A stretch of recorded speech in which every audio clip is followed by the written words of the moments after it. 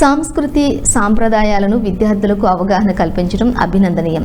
MEO Upender రావు చదువుతో పాటుగా పండుగలు, సంస్కృతి సాంప్రదాయాలపై కూడా విద్యార్థులకు అవగాహన కల్పించేలా కార్యక్రమాలు ఏర్పాటు చేయడం అభినందనీయమని మండల విద్యాధికారి బి ఉపేందర్ రావు పేర్కొన్నారు.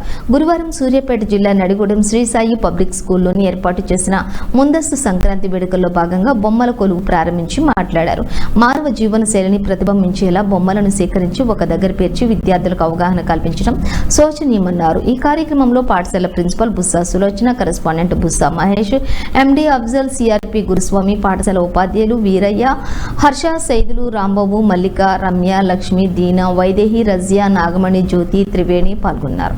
ఈ సందర్భంగా పాఠశాలలో నిర్వహించిన విద్యార్థుల నృత్య ప్రదర్శన, సరస్వతి పూజ ఆకట్టుకున్నాయి. బొమ్మల కొలువు కార్యక్రమానికి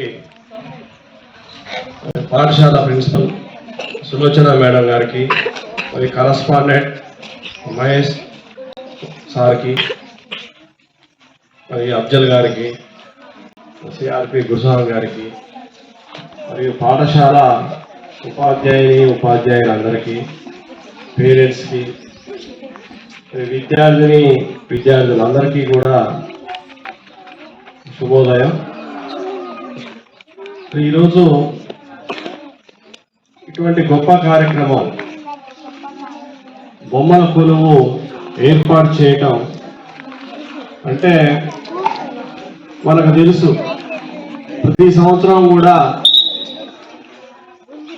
మొట్టమొదటగా వచ్చేటువంటి పండగ, పెద్ద పండగ సంక్రాంతి. మరి ఈ సంక్రాంతి పండగకి తెలుగు మేడం గారు చెప్పారు పండగ యొక్క విశిష్టత. ఫస్ట్ రోజు భోగి వస్తుంది, మకర సంక్రాంతి వస్తుంది, కనుమ వస్తుంది. ఆ రోజు బొమ్మల కొలువు ఏర్పాటు చేయడం జరుగుతుంది. ఇది టీవీలో, వార్తల్లో